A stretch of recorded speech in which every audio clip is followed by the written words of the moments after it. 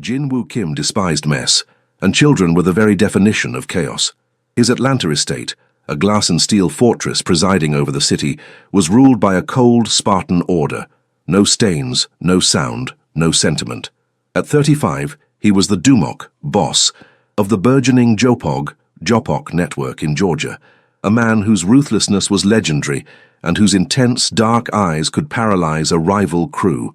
Yet, there was a quiet disruption to his immaculate world. Amara Jones, his newest housekeeper. She was a silent force, a shadow of rich brown skin and tightly coiled braids, who cleaned his clutter with painful efficiency. Amara possessed a steady composure that intrigued him, a deep resilience etched in the exhaustion beneath her expressive eyes. Jinwoo knew only that she was a single mother, and that simple fact was a warning of vulnerability.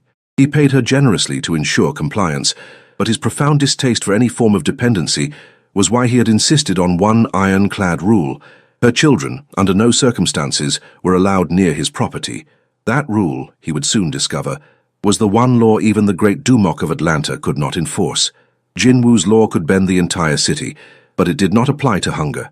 Jinwoo's kitchen was a shrine to opulence, larger than Amara's entire two-bedroom apartment. It was a monument to excess, with marble counters stacked with exotic fruits and commercial equipment she didn't even know how to operate. She usually cleaned it after his private chef had left, the lingering scent of galbi and truffles hanging heavy in the humid southern air.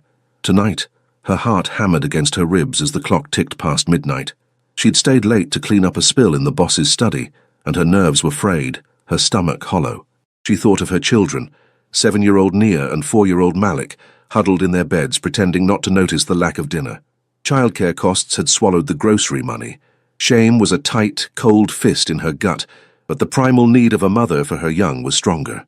Her exhaustion was a mask, her pride a brittle shield. She only needed scraps, a few forgotten crusts of his artisan bread, maybe some leftover slices of prosciutto, or a small carton of the expensive, untouched yogurt.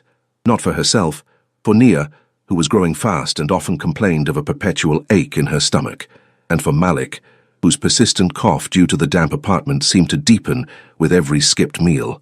Amara, a woman of deep faith and unshakable pride, moved like a thief.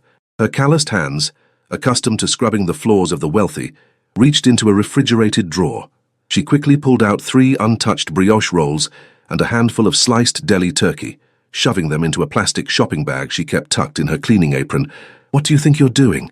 The voice was a low, controlled growl, yet it carried the weight of a firing squad.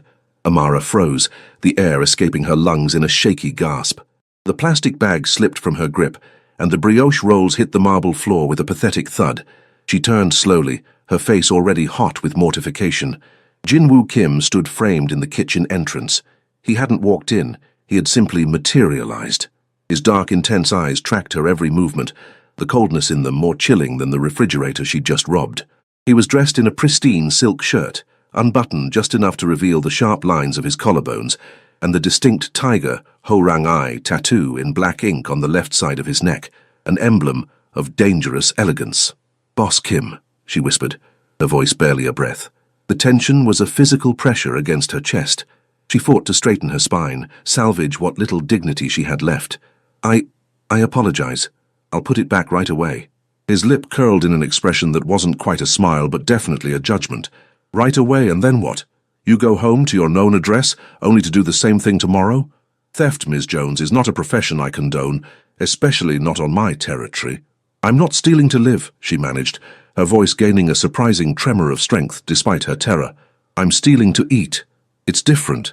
It's a distinction only the desperate make." He took a slow step forward, and she didn't flinch, a fact that seemed to genuinely surprise him. He was accustomed to people shrinking away from his power. "It's a breach of trust. I could have you gone. No reference, nothing. You're fired." The blow was sharper than a physical strike. "Please, Boss Kim," she pleaded, her voice cracking. "I beg you. I need this job. My children, they haven't eaten today. I wouldn't ask if—" The shame broke, and a single tear of despair tracked a path down her rich brown cheek. "They're little, I'm all they have." He watched the tear fall.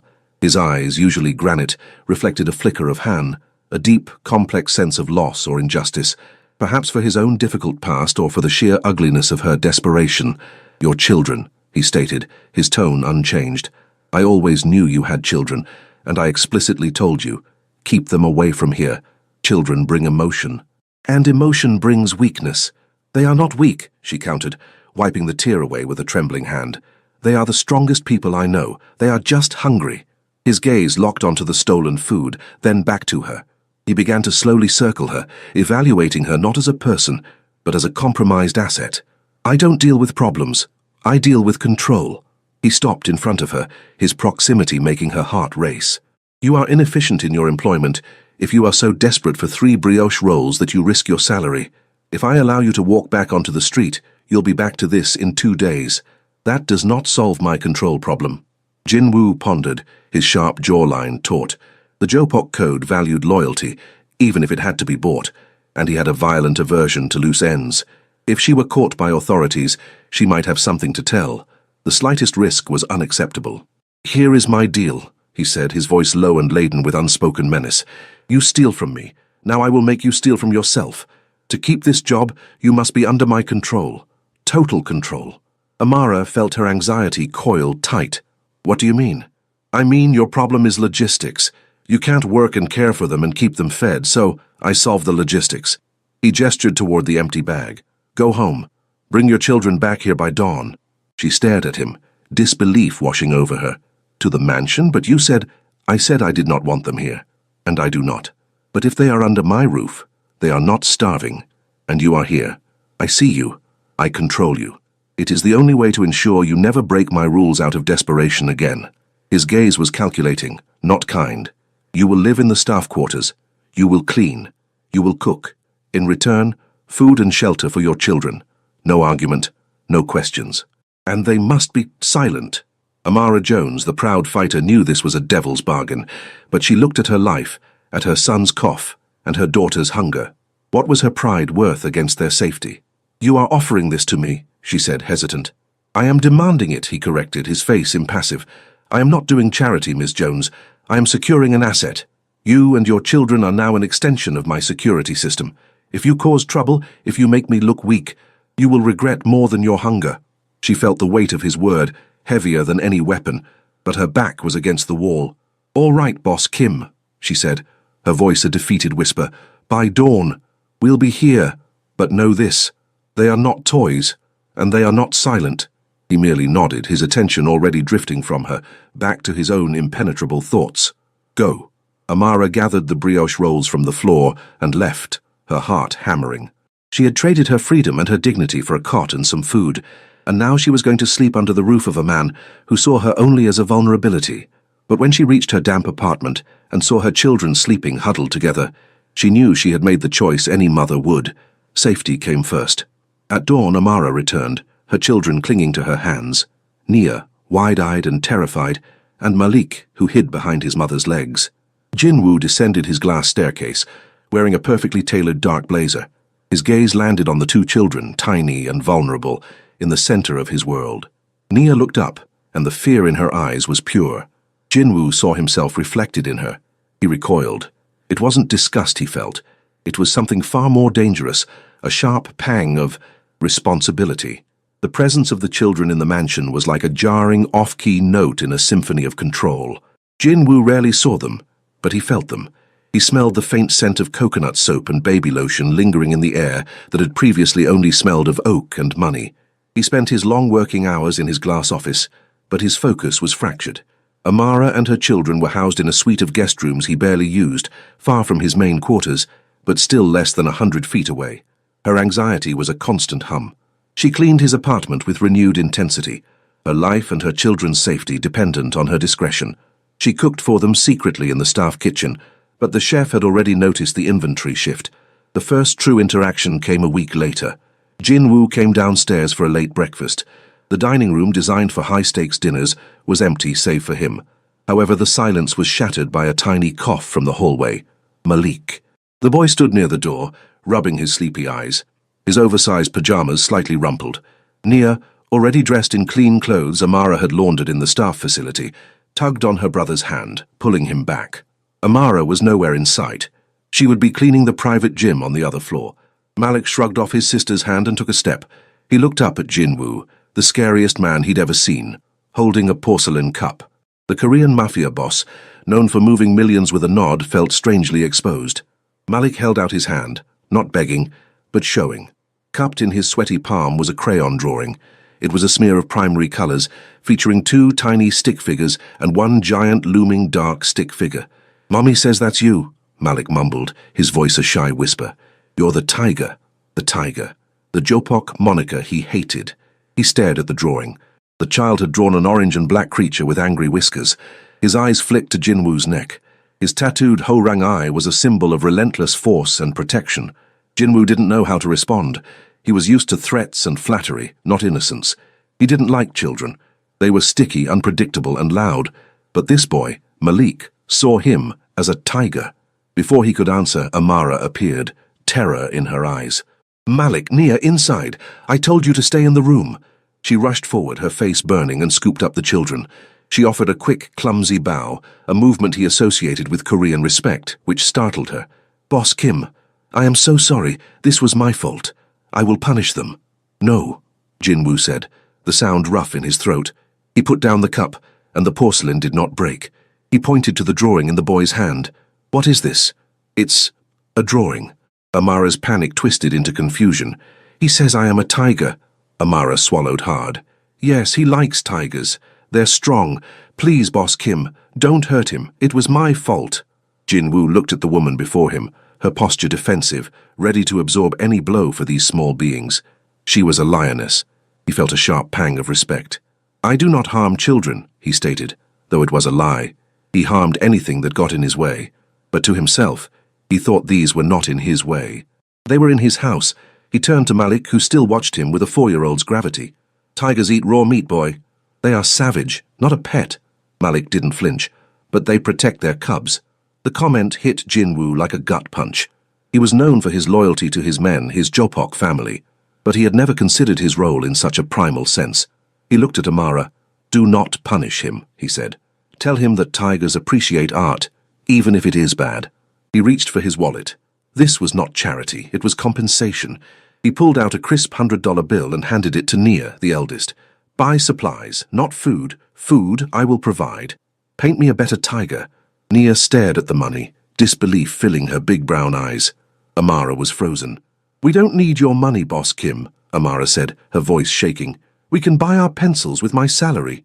"This is an order," he said, his voice snapping back to its steel-like tone. "Accept it. Consider it a silence bonus." Amara had no choice. She offered another deep, dignified nod. She took the children and retreated to their rooms. That afternoon, while Jinwoo was in an intense meeting with his Hyung Nims, older brothers, lieutenants, in the upstairs conference room, a security alarm blared. Not the perimeter alarm, but his personal inner gate system.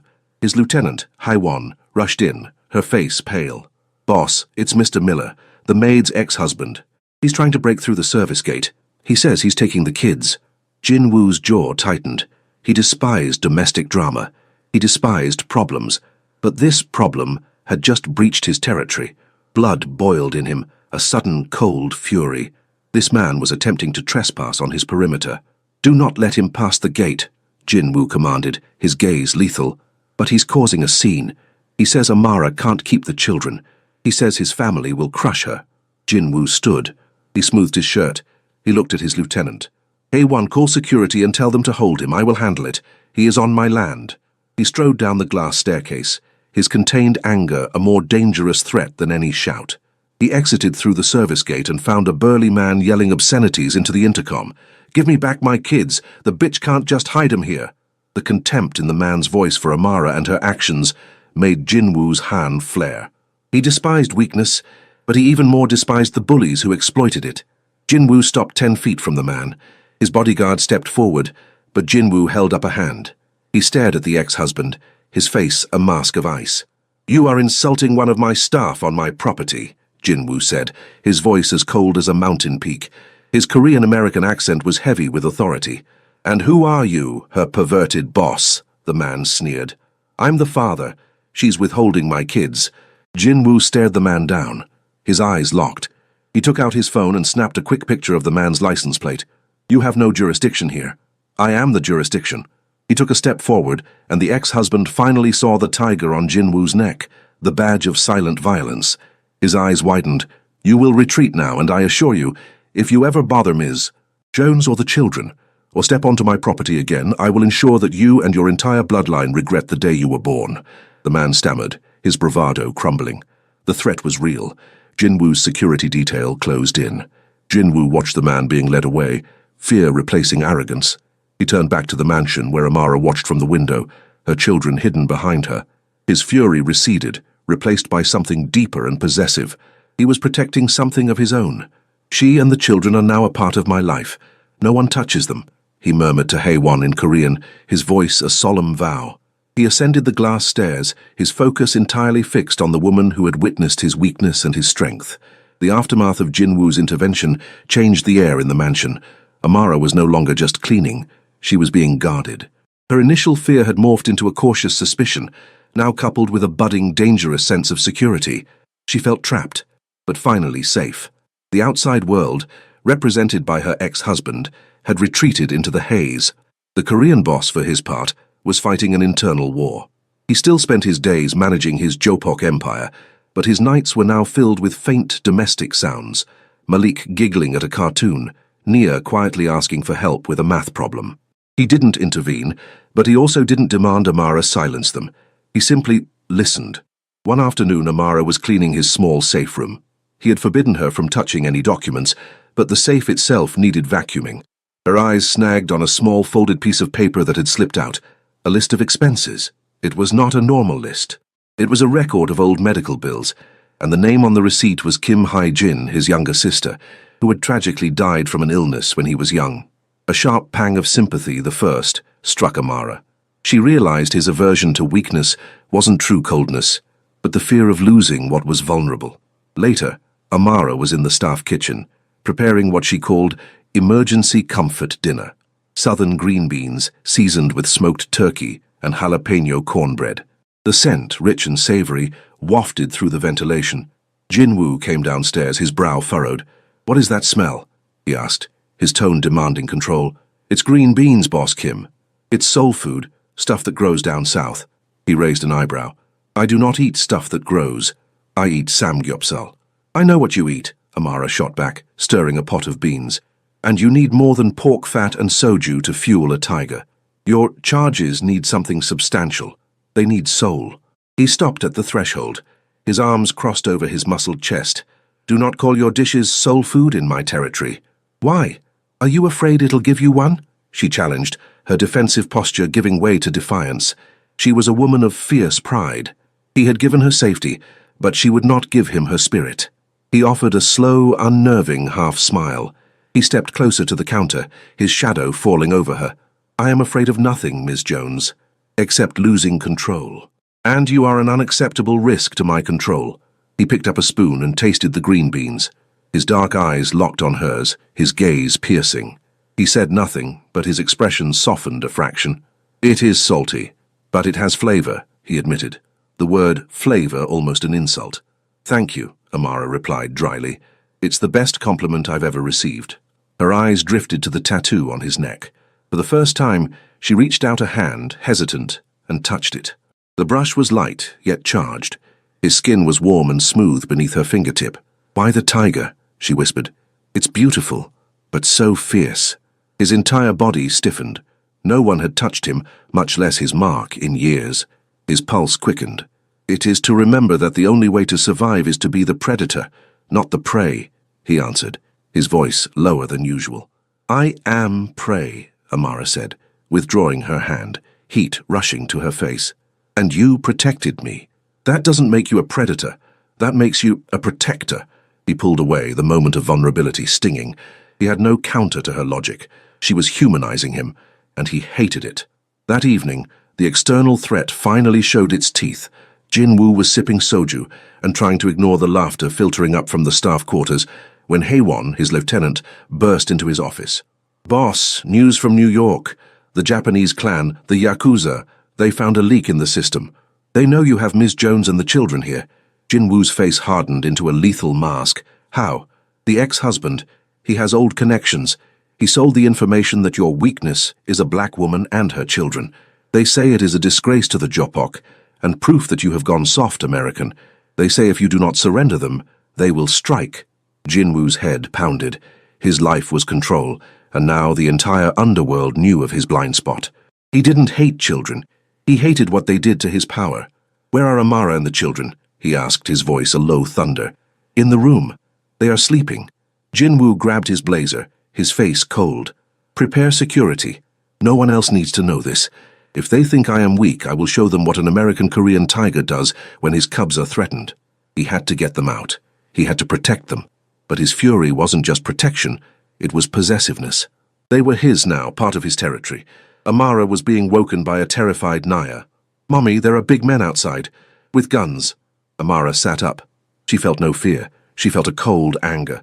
She ran to the window and saw Jinwoo's men arming themselves. The door burst open. Jinwoo stood there, dressed in black, his eyes blazing.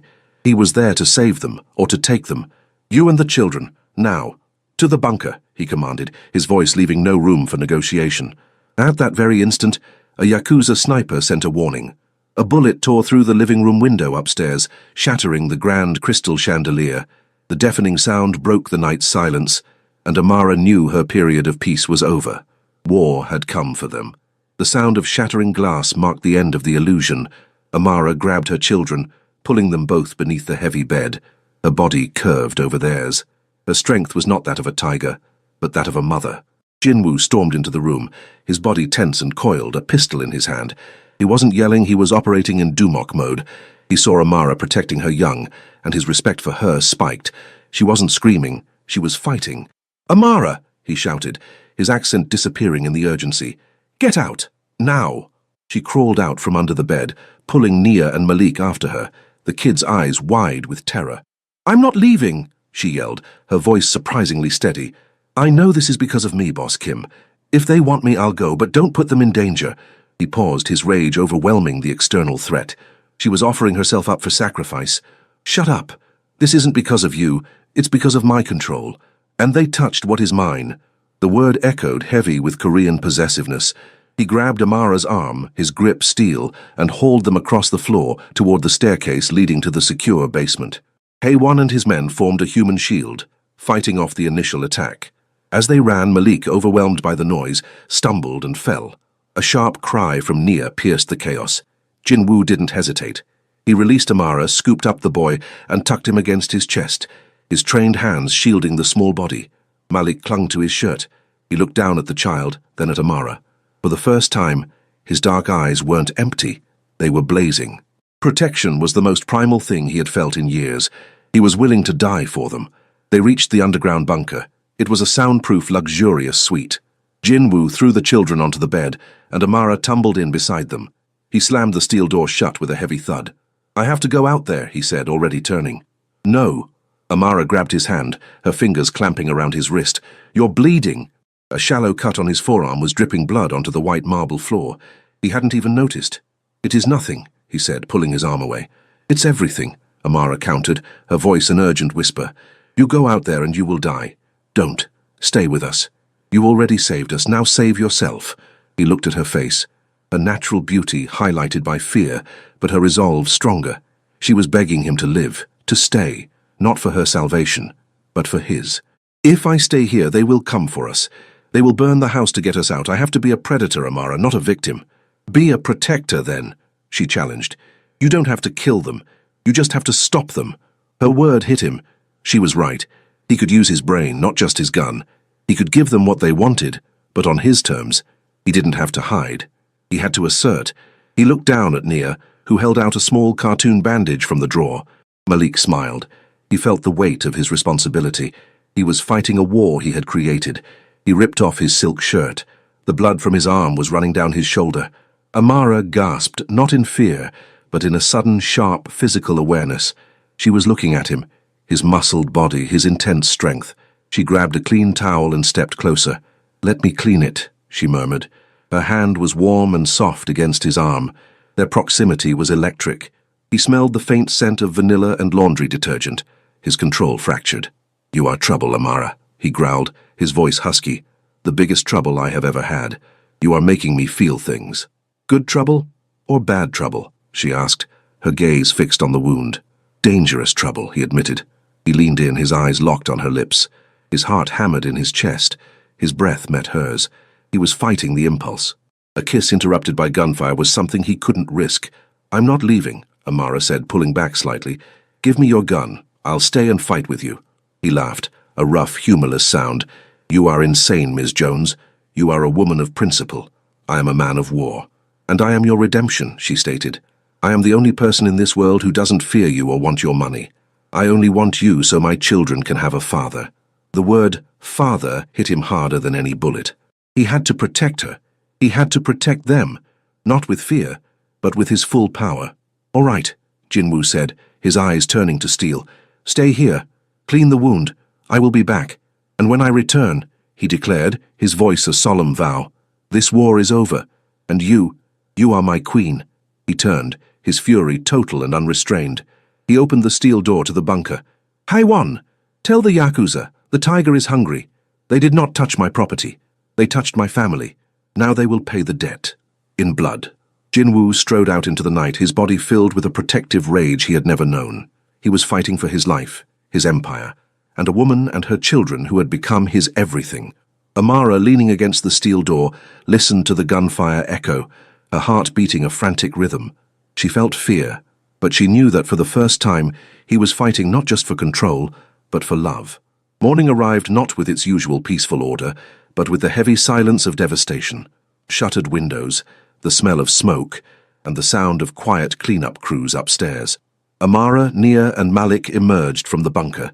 They found Jinwoo in the living room, covered in soot and dried blood that wasn't his own. He was slumped on his leather sofa, his elbow resting on his knee, exhausted but victorious.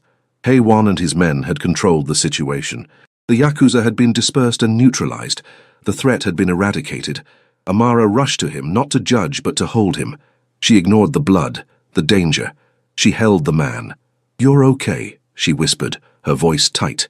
He gripped her, his strength breaking, his face buried in her box braids.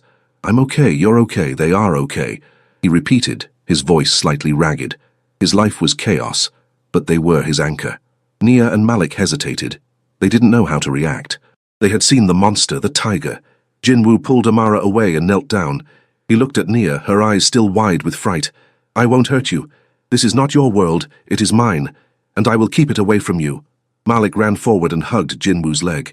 "Thank you, Tiger," he said, his voice full of trust. Nia stepped forward. She didn't hug Jinwoo. She looked at him, at his tattooed neck. "Are you leaving now?" she asked, the fear of abandonment thick in her voice. "You saved us already.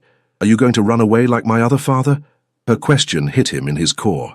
His own father, the first Dumok, had emotionally abandoned him for his empire. He knew what it was to be left by a father. He looked at Amara, then at the children. He stood and pulled a small dark wooden box from the inner pocket of his blood-stained blazer. It wasn't a diamond ring, it was a traditional Korean bracelet, a jade and gold doljanchi given to children on their first birthday. But it had two, one small, one tiny. He handed Nia her bracelet. "This charm," he said, speaking more to Amara than to the child, "is to show that my Jong, my deep connection and loyalty is with you.